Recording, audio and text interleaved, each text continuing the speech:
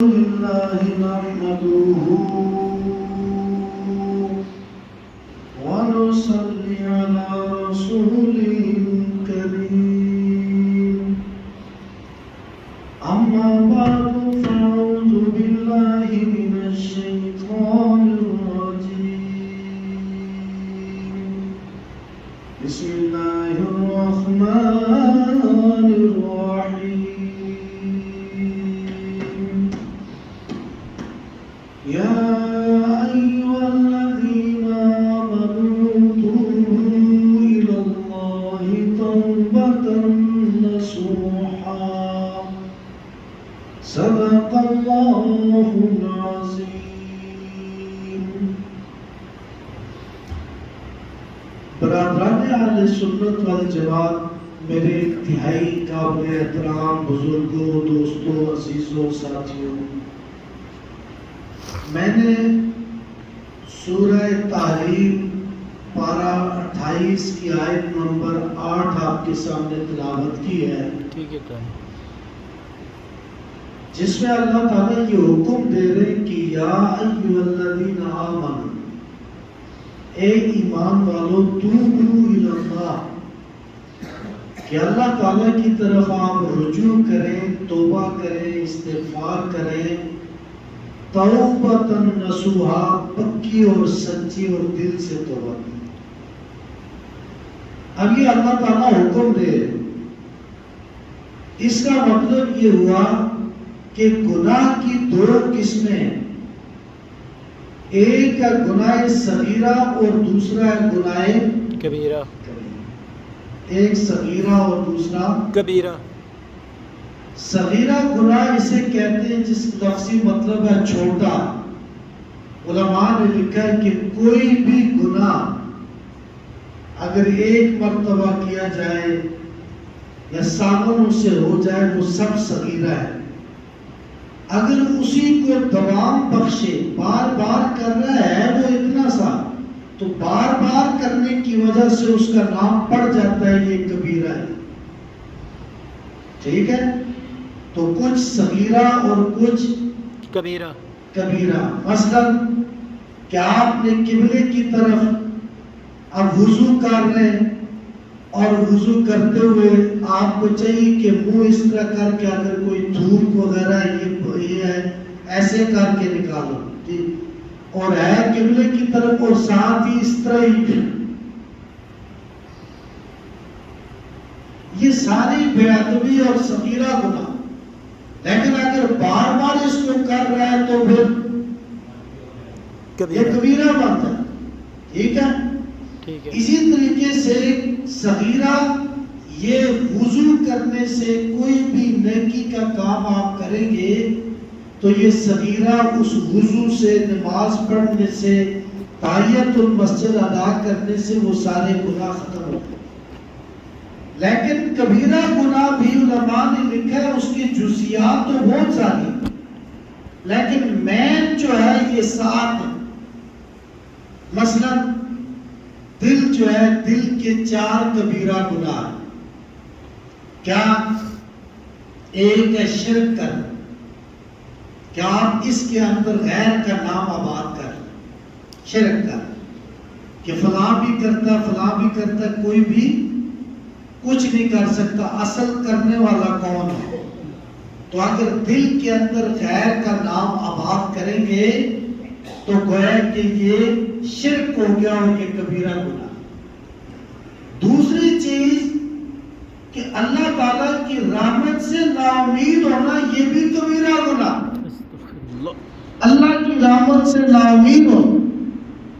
اور تیسرا کبیرہ گناہ دل کا یہ ہے کہ اللہ کی پکڑ سے بے خوف ہو جاؤں، کہ میں جو چاہوں کروں، کہ مجھے کوئی بھی دیکھ رہا کہ میں کوئی چوری کروں، ڈاکہ ڈالوں، کوئی مال کے اندر خیانت کروں، مجھے کوئی بھی دیکھ، کہ اللہ کی پکڑ سے بے خوف ہونا یہ دل کا کبیرہ گناہ۔ اور زبان کے بھی کبیرہ گناہ، مثلا کہ زبان سے آپ نے جھوٹ بولا، آپ کو پتہ یہ ہے لیکن اس کے باوجود آپ جھوٹ بول، جھوٹ بولنا کبیرہ گناہ، اور کسی زبان سے آپ جھوٹی قسم کھائیں، آپ کو حالات اور واقعات کا پتہ نہیں، یا یہ جھوٹی قسم والے، جھوٹی شہادتوں والا، یہ کچہریوں کے اندر بڑا اندازہ کہ ایک ہی آدمی مختلف مقدمات میں بری ہونے کا بھی گواہ ہے، پھانسی کا بھی گواہ ہے، جرم کا بھی بن رہا ہے۔ یہ بابا، یہ حاجی، یہ کہاں ہوتا ہے یار مقدمے میں گواہ؟ تو یہ جھوٹی گواہی یا قسم کھانا، بات بات پر قسم کھانا، ضرورت کیا ہے کہ گاہک آ گیا تمہیں قسم کھا، اللہ کی قسم اچھی ایک نمبر، بھائی جتنے نمبر ہے یہ آپ کے سامنے رہنی ہے، دو نہیں ہے تو قسمیں کھا، قسم میں آ رہا ہوں، قسم سے جا رہا ہوں، قسم سے میں یہ ہو گیا۔ فرمایا یہ زبان کا یہ جھوٹی، یہ کبیرہ گناہ۔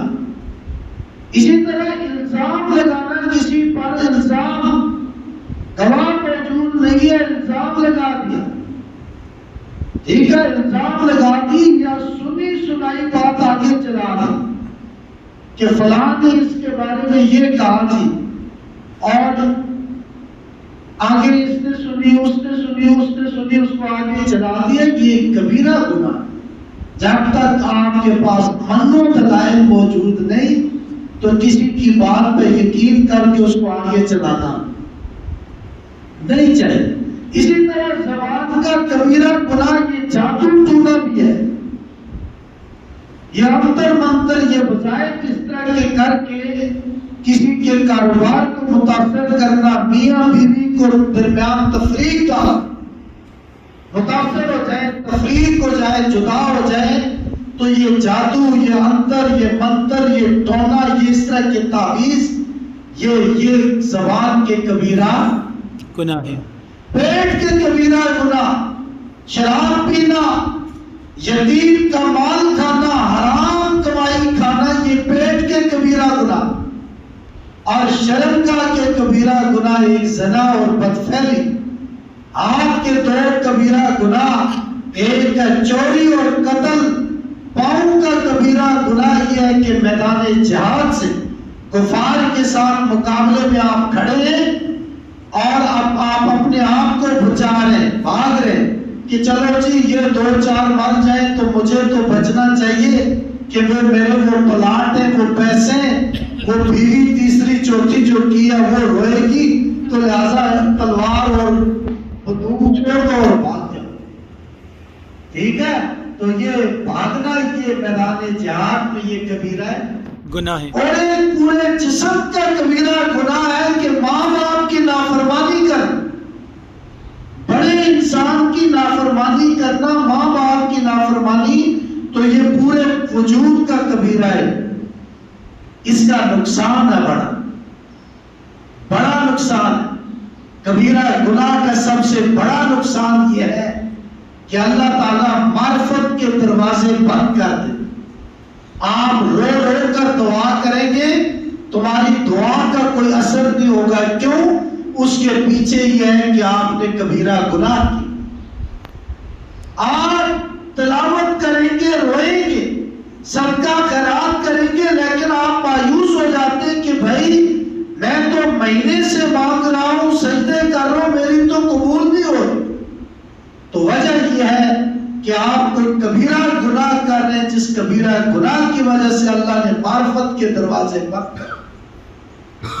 دوسرا کبیرہ گناہ کا بڑا نقصان یہ ہے کہ انسان خود اپنی زندگی سے تنگ ہو جاتا، رات کو سوئے تو بھی سکون نہیں، پیسہ بھی سب کچھ موجود ہے لیکن سکون نہیں، بدسکونی ہے۔ کبھی بیوی سے لڑ رہا ہے، وہ اس سے لڑ رہی ہے، دکان پہ جاتا ہے وہ گاہک سے لڑ رہا ہے، پڑوسیوں سے لڑ رہا ہے، بھائی اپنی زندگی سے یہ تنگ ہے۔ اور مین وجہ اس کے پیچھے یہ اپنی زندگی سے اللہ اس کے سے حالات بنا دیتا ہے کہ یہ اپنی زندگی سے تنگ ہو جاتا ہے، وجہ کہ یہ سنگین کسی رب کی نافرمانی میں ملوث، گناہ کبیرہ کا ارتکاب۔ اور تیسرا مین سبب گناہ کبیرہ کی وجہ سے نقصان کہ اللہ تعالیٰ رزق اور معیشت کے دروازے بند کر دیتا ہے. سو محنت کرے، کام کرتا ہے، اس کا پھل نہیں ملنا، یا کام کر کے کما تو لیا لیکن اس کے برکت نہیں، تو اللہ تعالیٰ اس کے اوپر رزق کے دروازے تنگ کر دیتا ہے، رزق کے دروازے بند کر دیتا ہے. اور اس کے وجہ اور سبب نقصان کیا ہے پیچھے اس کے کہ یہ گناہ کبیرہ کبیرہ. گناہ کبیرہ ہوتا کیوں ہے؟ علماء نے لکھا اس کی وجہ یہ ہے کہ انسان کو اپنے خاتمے کا خوف نہیں رہتا. دیکھو اسے تو یہ خیال ہی نہیں کہ میں نے ایک دن اس دنیا سے جانا ہے. میں نے صرف ایک سفید کپڑا لے کر اس دنیا سے رخصت ہو، وہ خاتمے کی فکر ہی نہیں. تو جب خاتمے کی فکر نہیں تو اس وجہ سے دنیا کے وہ انسان جو ہے وہ کوشش کرتا ہے، وہ ہاتھ بھی مارتا ہے، پاؤں بھی مارتا ہے کہ حلال بھی آ جائے، اس کے ساتھ ساتھ حرام بھی آ جائے. وجہ کہ اس کو خاتمے کی کوئی فکر. اگر خاتمے کی فکر ہوتی تو وہ اس طرح کی حرکتیں نہیں کرتے. میرے بھائی کس گناہ پر انسان یہ فرشتے ایک تو نامہ اعمال بھی گواہ بنتا ہے، نامہ اعمال گواہی دے گا، اور نامہ اعمال کے ساتھ ساتھ دو فرشتے بھی گواہی دیں گے. دو فرشتوں کے علاوہ تیسرا گواہ انسان کے اعضاء، یہ اعضاء بھی کہیں گے کہ ہاں اللہ، زبان تو بند ہو جائے گی، اعضاء کہیں گے کہ ہاں اس نے گناہ کیا ہے. اور چوتھا گواہ یہ زمین دے گی گواہی، وہ جگہ دے گی جہاں پر وہ جرم کر رہے ہیں. تو لہذا علماء نے لکھا ہے کہ اللہ کا یہ حکم ہے توبوا الی اللہ توبۃ نصوحا. انسان سے اگر لفزش ہو گئی لیکن اللہ کی رحمت، اللہ کی ذات سے نا امید نہیں ہونا چاہیے، بلکہ ہمیشہ توبہ کرنی چاہیے، اللہ سے ہمیشہ ڈرنا چاہیے. توبہ کے لیے پہلی شرط یہ ہے کہ ترک المعصیہ، آپ گناہ کو چھوڑ دیں.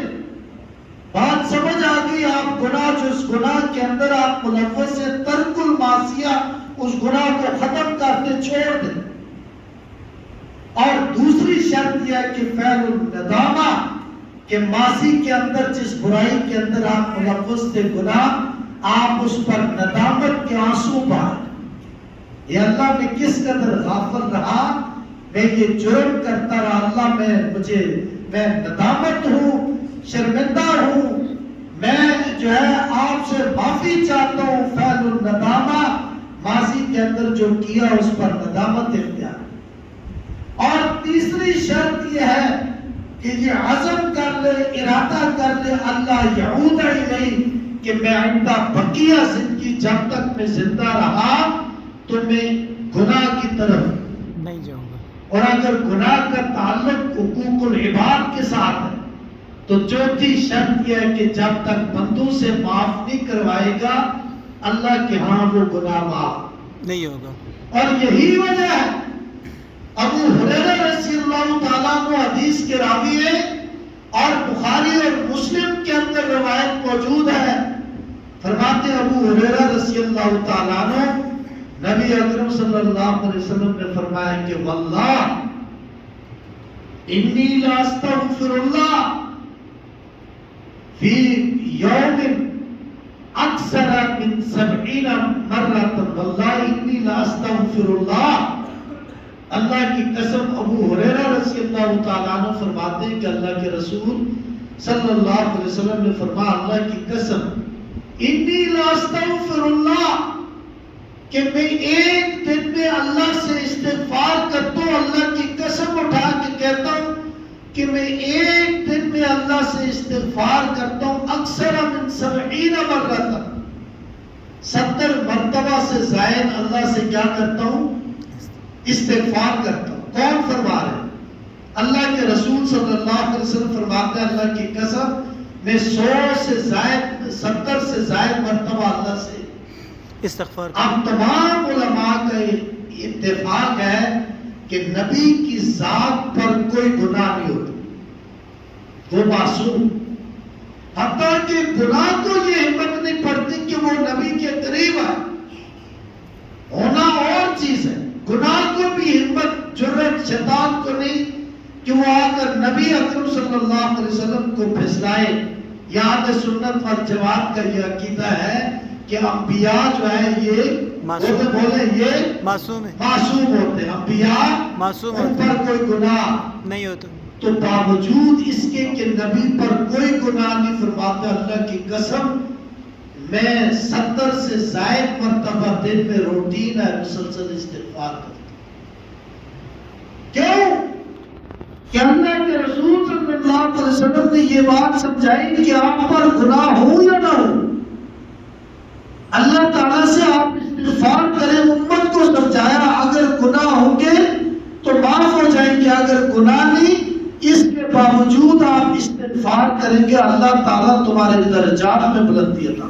سبحان اللہ۔ تو استغفار کے لیے گناہ گار ہونا کوئی ضروری نہیں ہے، نہیں بھی گناہ گار تو بھی کیا کرے؟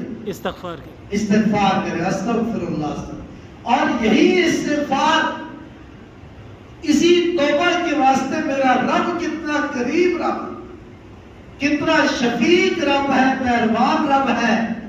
ابو موسیٰ رضی اللہ تعالیٰ عنہ سے روایت ہے، یہ بھی بخاری اور مسلم کی روایت ہے، فرمایا ان اللہ یبسط یدہ باللیل لیتوب مسیء النہار وَيَبْسُطُ يَدَهُ بِالنَّهَارِ لِيَتُوبَ مُسِيءُ اللَّيْلِ۔ فرمایا ابو موسیٰ ہم تو سو جاتے ہیں، فرمایا ان اللہ یبسط یدہ، اللہ تعالیٰ جب رات ہوتی ہے، رات اندھیرا چھا جاتا ہے، صبح تک اپنے رحمت کے دروازے، بخشش کے دروازے، مغفرت کے دروازے کھولتے، کشادہ کرتے، اور فرشتے آواز لگاتے عالمین مستغفرین، بھائی دن کو تجھے کاروبار کے اندر کوئی اور چیز کے اندر اگر کوئی غلطی ہوئی ہے، اللہ نے رحمت کے دروازے کھول دیے، مایوس مت ہو جا، کوئی لغزش، کوئی گناہ، کوئی اخلاقیات سے ہٹ کر کوئی کام ہوا ہے، اللہ نے رات کو تمہارے لیے دروازے کھول دیے تاکہ دن میں جس سے کوئی خطا ہو جائے وہ مجھ سے، اور رب تعالیٰ اس کے گناہوں کو معاف کر۔ اور اسی طریقے سے جب صبح ہوتی ہے، صبح اللہ تعالیٰ پھر دن کو رحمت کے دروازے کھول دیتے، رحمت کے دروازے، مغفرت کے دروازے، بخشش کے دروازے، لیتوب مسیء اللیل، تاکہ رات کے اندھیرے میں اگر کسی سے کوئی خطا ہوئی، کوئی غلطی ہوئی، کوئی گناہ ہوا، تو اللہ تعالیٰ کی طرف سے دن کو بھی اعلان ہوتا ہے میری رحمت سے نا امید نہ ہو، اگر کوئی گناہ ہوا مجھ سے بخشش مانگو، میں جو رب ہوں تمہارا رب ہوں، تم پر ماں اور باپ سے زیادہ شفیق ہوں، مجھ سے مانگو میں تمہارے سارے گناہوں کو معاف کر دوں۔ سبحان اللہ۔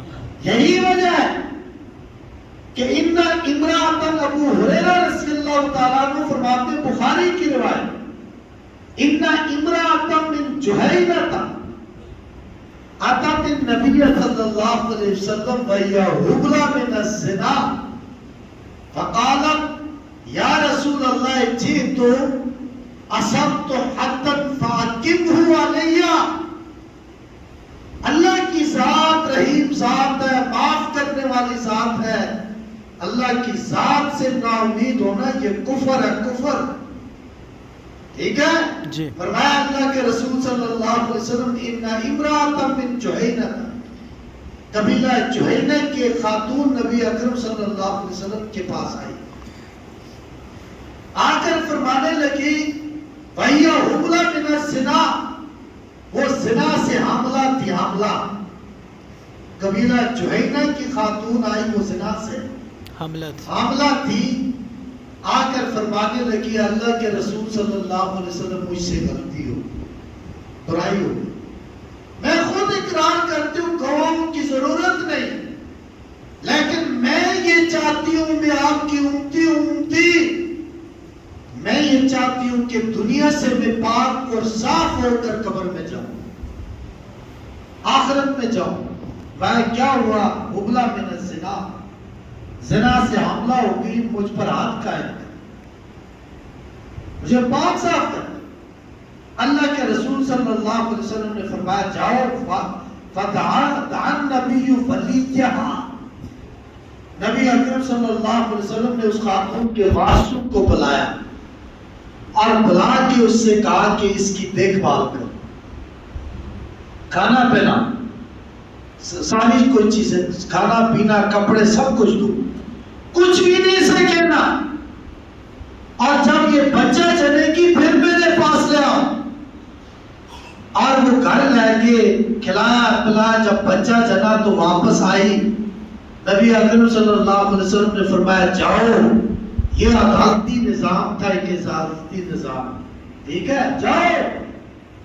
اگر آج میں محمد جو سب سے بڑا قاضی ہے، چیف ہے، اگر آج یہ میں سزا تجھے دوں تو یہ بچہ کہاں جائے؟ واپس کر دیا. اسے کہا جاؤ 2 سال اس بچے کا دودھ پلانا آپ کے ذمہ لازم ہے، اس کا حق ہے، جاؤ اس کو دودھ پلانا. اور 2 سال کے بعد جب یہ کچھ کھانے پینا شروع کرے، روٹی کچھ پھل کھانا شروع کرے، تو پھر اس کو میرے پاس لے آنا، تم میرے پاس. جب بچے نے 2 سال کی مدت دودھ پیا اور دودھ چھوڑنے کے بعد جب کھانا شروع کیا تو وہ ماں گئی، فرمایا کم والے یاد، اب تو بچہ بھی جو ہے نا دودھ چھوڑ دیا، کھانے پینے کے قابل ہو گیا، مجھ پر ہاتھ قائم ہے.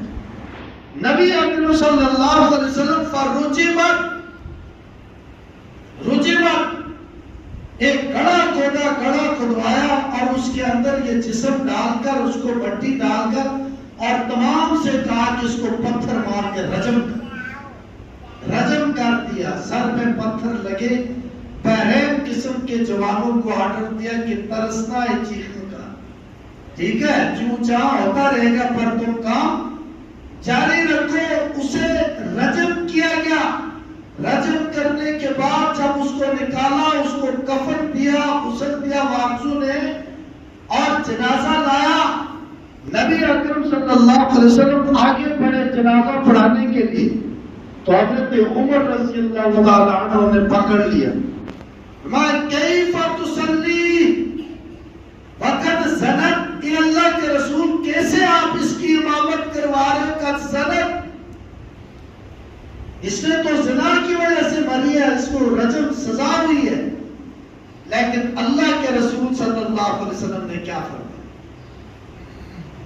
فرمایا عمر لقد تابت توبۃ لو قسمت بین 70 من اہل المدینہ لوسعتهم. عمر مجھے روک رہے ہو جنازہ پڑھانے سے، اس خاتون میں قصور تو اس سے ہو گیا، گناہ ہو گیا، لیکن اتنا عرصہ جو ہم نے اس کو وقفہ دیا، بچے کو دودھ فلاں اس قدر ایام کے اندر اس نے اللہ سے گڑ گڑا کر معافیاں مانگی ہیں، توبہ کی ہے، اتنی توبہ کی ہے. اگر اس کی توبہ مدینے کے اندر اتنے 70 زانیوں پر تقسیم کر دی جائے تو مدینے اور مکے کی ساری زانی جو ہے وہ اللہ ان کو بخش دے، وہ توبہ پھر بھی زیادہ اور زانی کم پڑ جائے. نہیں سمجھ آئے گا؟ لیکن تابت توبتن، اس قدر توبہ کیا اگر 70 ایسے گناہگاروں پر بھی تقسیم ہو تو توبہ بڑھ جائے گی، گناہگار کم پڑ جائیں گے. بات کرنے کا مقصد یہ تھا کہ اللہ تعالیٰ کے ہاں کوئی گناہ بڑا نہیں ہے. اللہ کے ہاں اگر توبہ آپ کریں گے اللہ سارے گناہوں کو معاف فرمائے. اللہ گناہوں کو معاف فرمائے. اللہ کی رحمت سے نا امید ہونا. اور صحیح مسلم کی روایت ہے کہ اللہ کے رسول صلی اللہ علیہ وسلم نے فرمایا کہ رجل قتل 99 رجلا، کہ بنی اسرائیل کے اندر ایک آدمی ایسا تھا کہ اس نے 99 قتل کیے تھے. کتنے؟ حالانکہ قتل کرنا کتنا بڑا جرم ہے یا نہیں؟ ایک انسان کو مارنا فکانما گویا کہ قتل الناس جمیعا، اور ساری انسانیت کو فارغ کرنا، ایک انسان کو قتل کرنا۔ لیکن اسی بنی اسرائیل میں قتل 99 رجلا، 99 آدمی کو ایک نے قتل کیا، اور لوگوں سے کہنے لگا کہ مجھے بتاؤ کیا میری کوئی معافی ہے؟ کسی نے کہا دلنی اعلیٰ راہب، رہنمائی کی کہ فلاں جگہ ایک مولوی صاحب ہے، وہ مسئلے بتائے، اس کے پاس ہے۔ وہ راہب کے پاس گیا اور اس نے کہتا ہے بھائی میں نے 99 قتل کیے، کیا میں کوئی توبہ ہے میرے لیے؟ اتنا بڑا مجرم ہوں، گناہگار ہوں، میرے لیے توبہ ہے؟ اس نے کہا گواہ ہو جا، 99 اگر ایک کسی کی مرغی بھی مارے تو بچے، تو ایک مارے تو دوزخ میں جاتا، تو 99 مار کیا ہے؟ اس کو غصہ چڑھ گیا کہ جانا میں نے تو ویسے ہی جاننا، میں کیوں نہ اس مولوی کو ساتھ لے گیا، ٹھیک ہے؟ تو اسے بھی فارغ کر دیا، مار دیا اسے بھی۔ تو انصاف پورا ہو گیا کتنا؟ پورا 100 کے بعد جب باہر نکلا تو لوگوں سے کہنے لگا مجھے بتاؤ میرے لیے کیا فتویٰ ہے، میرے لیے کوئی توبہ ہے؟ تو جینین علماء ملے، لوگ ملے، انہوں نے صاحب علم، انہوں کا 100 قتل کیا، اگر تو نے 1,00,000 بھی قتل کیا تب بھی اللہ کے ہاں تیرے لیے توبہ ہے؟ اللہ کے ہاں توبہ کا دروازہ بند نہیں ہوتا جب تک سانس نکل کر یہاں تک نہ پہنچے۔ آپ کوئی بھی آپ نے جرم کیا، کلمہ کفر کہا ہے، تو آپ یہاں سانس یہاں سے یہاں تک پہنچے قبول ہے۔ فرمایا 100 کیا 1000 بھی قتل ہو جائے اللہ کیا، اللہ غفور الرحیم ذات ہے، مہربان ذات ہے، گناہ معاف کرنے والی ذات ہے، رزق دینے والی ذات ہے، ہر لحاظ سے نگہبان نگران اللہ کی ذات، اللہ کے علاوہ کوئی نہیں۔ اہل علم نے کہا ہے توبہ ہے، لیکن ایک کام کرو نا جی کہ تمہیں یہاں سے ہجرت کرنی پڑے۔ وجہ میں جس علاقے میں تم رہ رہے ہو نا، یہاں سب قابلی، ٹھیک ہے؟ یہاں کا حالات آپ کے موافق نہیں۔ اگر اپنی زندگی کو بدلنا چاہتے ہو تو اس ماحول سے نکلنا پڑے۔ میں کہاں جاؤں؟ اجی وہ فلاں جگہ جاؤ، وہاں اللہ والی بستی ہے، اللہ والے لوگ ہیں، ٹھیک ہے؟ وہاں اللہ ہی اللہ کرتے ہیں، خیانت نہیں کرتے، چوری نہیں کرتے، ذکر و اذکار کرتے ہیں۔ اس بستی میں جاؤ، تمہاری حالات، زندگی کے حالات تبدیل ہو جائیں گے۔ اب وہ چل پڑ، ہجرت شروع کر، بوری بسترا اٹھایا، چلو جی اللہ والی بستی میں نکل گئے۔ تو جاتے جاتے راستے میں وفات ہو۔ اللہ، اب نبی اکرم صلی اللہ علیہ وسلم فرماتے ہیں دوزخ والے فرشتے بھی حاضر ہوئے اور جنت والے بھی آگے۔ جنت والے گھسیٹ رہے کہ جنت میں لے جائیں گے، اور دوزخ والے کہتے ہیں 100 کا قاتل ہے، موقع دو تھوڑی تھوڑی اس کی، کچھ پٹائی کر دیا، ادھر ہمارے حوالے کرو، اس کو کوئی ریمانڈ دے دو، ٹھیک ہے، ہمارے حوالے کرو۔ تو دونوں آپس میں جھگڑا، جنت والے فرشتے بھی اور جہنم والے۔ اللہ تعالیٰ نے ایک فرشتہ پسند انسانی شکل میں بھیجا، جاؤ ان کے درمیان فیصلہ کرو۔ اور فیصلہ کیا کہ دیکھو یہ یہاں سے وہاں تک جہاں موت ہوئی ہے چل کر کیا یہ جگہ زیادہ ہے، یا آگے جدھر اس نے جانا وہ فاصلہ زیادہ ہے، ٹھیک ہے؟ علماء نے لکھا کہ یہ اس نے فاصلہ بہت کم طے کیا، وہ اگلا فاصلہ زیادہ رہتا جدھر جانا تھا۔ اللہ تعالیٰ نے اس اگلے حصے کو، زمین کو حکم دیا یہ قریب ہو، اور اس پچھلے حصے کو حکم دیا یہ پھیل گئی، ٹھیک ہے؟ یہ جو چل کے آئے یہ پھیل گئی، زمین کو ناپا، اگلا حصہ کم، اور یہ جو چل کے گیا تھا یہ حصہ زیادہ۔ تو اللہ نے اس آدمی نے یہ، اس فرشتے نے یہ فیصلہ کیا کہ بھائی یہ توبہ والے جو فرشتے ہیں، یہ جنت کی طرف لے جانے والے، یہی اس کے وارث ہیں، اور یہ آدمی اس کی اللہ نے توبہ قبول کر لی ہے، اور یہ دوزخ کے بجائے کہاں جائے گا؟ جنت میں. جنت میں جائے گا. اللہ نے اسے کوئی ایک نیکی کا وقت نہیں دیا، کوئی تہجد نہیں اس نے پڑھے، کوئی 5 وقت کی نماز نہیں پڑھی، کوئی تلاوت نہیں، بلکہ کفر کی حالت میں تھا، قاتل تھا. ہجرت کی راستے میں چلتے چلتے اللہ سے کہنے لگا اللہ میں نے جو گناہ کیا اللہ مجھے معاف فرما دے، اس کے علاوہ کوئی اور چیز نہیں تھی. اللہ کی ذات کو اس پر ریب اور ترس آ گیا، وہ مہربان ذات ہے، کوئی اس نے نیکی نہیں کی تو اللہ نے سارے گناہ معاف کر کے اس کو کہاں بھیج دیا؟ جنت میں. تو میرے بھائی اللہ کی ذات بڑی غفور اور رحیم ہے، کریم ذات ہے. آپ 2 منٹ اس کی طرف رجوع کر کے تو دیکھو کہ وہ اپنے سارے خزانے آپ کی طرف کس طرح بڑھاتا ہے. گناہوں کو معاف کرنے والا وہ اللہ ہی، اللہ کے علاوہ کوئی نہیں اور کوئی بھی نہیں. تو میرے خیال میں یہ جو ہے نا تمام انسان کوشش کرتا ہے عبادت کرنے کی، لیکن کئی دفعہ کمی کوتاہی رہ جاتے ہیں. مایوس نہیں ہونا کہ میں اعتکاف نہیں بیٹھ سکا، میں نے اتنی تلاوت نہیں کی، تو اللہ تعالیٰ سے بیٹھ کے آدمی معافی مانگے اللہ سارے گناہوں کو. تو میرے خیال سے یہ آخری الوداعی ہے رمضان کا شاید. تو عید کی نماز ایک تو یہ کہ عید سے قبل فطرانہ ادا کرنا. تو فطرانے کے اندر یہ 4 چیزیں، ایک تو ہے گندم، اور گندم جو ہے یہ ہے 2 کلو، احتیاطاً 2 کلو گندم کی قیمت. ٹھیک ہے، گندم کی قیمت احتیاطاً کس طرح ماننا. گندم ادھر ہے تو تاجر بیٹھے، گندم 4500، اگر 4500 ہو تو پھر 110 روپے بنتے شاید، 110-15 روپے. ٹھیک ہے، تو 230 روپے، 220 جی.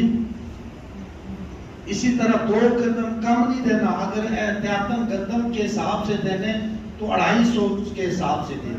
ٹھیک ہے، 250 کے حساب. اور اگر چکی کا آٹا، گندم کا آٹا جو ہے چکی والا، یہ ڈپو والا نہیں، سپلائی والا نہیں، تو چکی والا آٹا یہ 320 روپے 2 کلو. تو آٹے کے حساب سے دو گے تو بولو 320، جاگو 320، اور گندم کے حساب سے دیں گے تو احتیاطاً 250 روپیہ فی بندہ. اس کے اندر اپنے نابالغ بچے بھی آتے ہیں تو بیوی کی طرف سے بھی دے دو تو وہ اور خوش ہو جائے گی کہ میرے خاوند نے میرا بھی دے دیا. غلام مزدور جو غلام ملازم ہیں ان کی طرف سے بھی دے سکتا ہے. تو اس کے مصارف بھی وہی ہیں جو زکوٰۃ کے مصارف. یہ تو گندم تھا.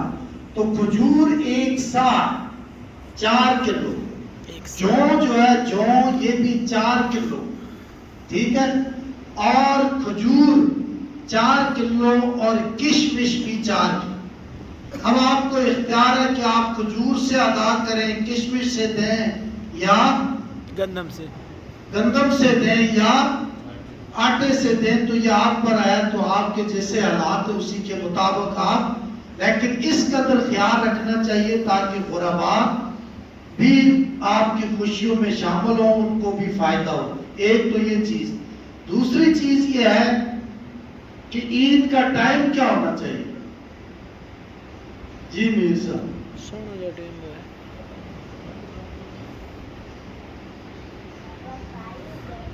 نماز کیوں